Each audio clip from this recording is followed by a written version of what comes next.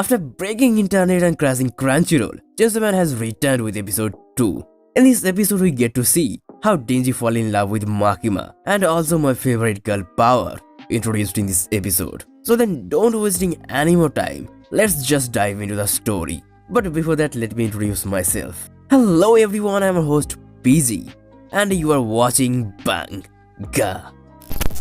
So the episode starts off with Makima, who has taken Denji under her wing, literally as her personal dog. Makima then tells Denji that from now on she only needs to hear oof or yes for an answer, or she will put her dog Denji down. She even says she has no use for a dog who doesn't obey orders. Denji recalls how he thought she was a good person when they first meet, but now she is so mean to him and he is being treated like a dog. But that doesn't affect Denji at all to fall in love with Makima, because Makima gives him her coat, and on their way to public safety headquarters, she offers Denji food as if he's hungry. For Denji, who haven't treated in her entire life like a human, these kind of treatments are heavenly. And on the top of that, Makima is extremely gorgeous, so that's why Denji immediately fall for her. Now just moments before eating his food, he literally fall into Makima's heavens, probably because of a loss of a lot of blood. Throughout all this, Makima is very patient and kind to Denji. He feels grateful as no one has ever treated him so well in his entire life.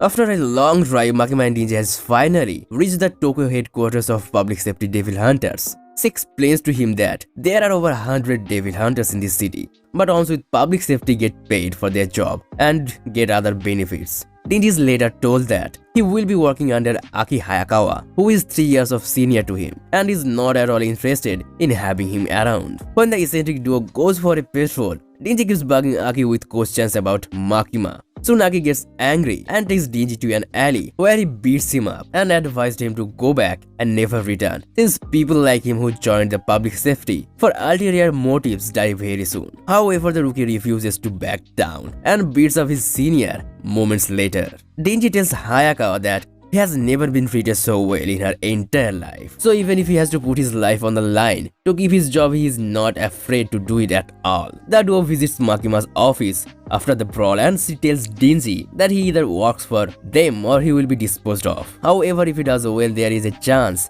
he may eventually start going out on missions with her.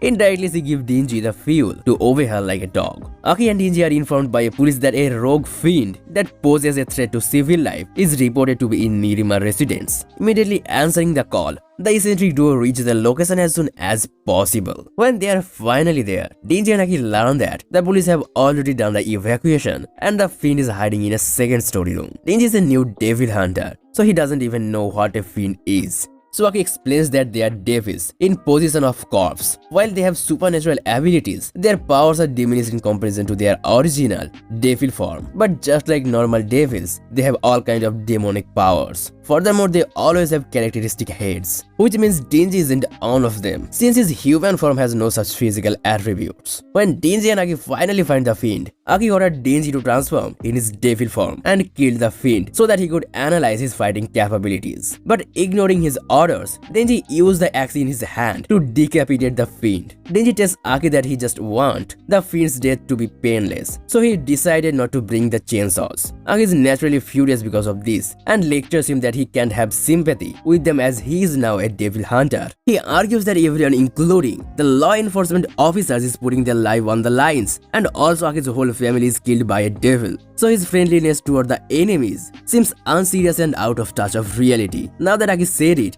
it's exactly true for Denji, because up to now he was totally cut off from society. And because of this, Denji argues that others may not see the world as him, but he has no problem sympathizing or being friend with a fiend or a devil, because he is still not standing alive due to a devil. After this conversation, Aki leaves the room with anger, and then we get to know the actual reason for Denji to disobey Aki. Actually, there was some erotic magazines that Denji wanted to read, so if he used his chainsaws, the magazines would definitely color in blood, so he disobeyed Aki's orders. Man, what a jerk. After their mission in Nirima, Denji and Aki were summoned to Makima's office again. Denji learns that he has been assigned a partner for a public safety execute patrol. That's when our lovely friend walks into the office and introduces herself as Power. Literally, not my words, he's going to be your favorite waifu in next few episodes. While working with her, Denji notices that she has a strong bloodlust and learns that she used to be a very dangerous blood devil before turning into a blood fiend. Since the horns on her head draw too much attention, the eccentric duo tasked to patrol an area where there are very few peoples. When Power suddenly smells blood in the air, she rushes to the location with Denji trying to keep up with her. While a man is trying to inform the others about the sea cucumber devil,